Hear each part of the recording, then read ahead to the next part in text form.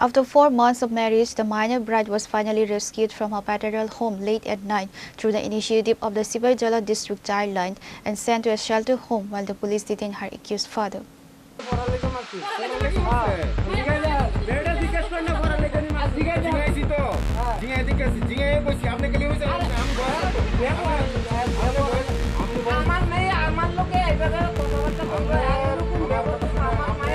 According to reports, workers of Childline stated that the girl wanted to study and get a job, but she was allegedly forced into marriage.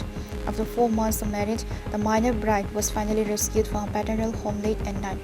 The minor was rescued through the initiative of the Sibaijala District Childline and has been sent to a shelter home. Meanwhile, the police have also detained the accused father. Information এসেছিল যে এইদিকে একজন বাবাই নাবালিকা মেয়েকে বিয়ে দিয়েছে। তো প্রথমে তো জানা যায়নি যে এটা অ্যাকচুয়ালি 3-4 মাস হয়েছে বিয়ে। আমরা ভাবলাম যে বিয়ে হয়নি, যে 1-2 দিনের মধ্যে হবে, তাই এসেছিলাম। তাই এখন তো জানতে পারলাম যে অলরেডি মেয়ের বিয়ে হয়ে গিয়েছে।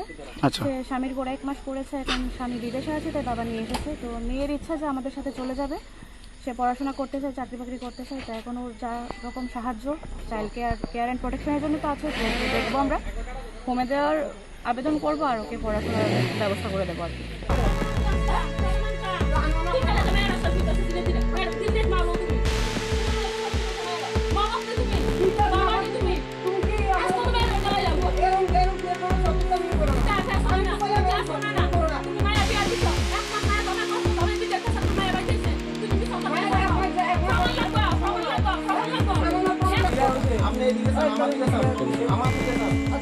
Pure Report, Trinkhora.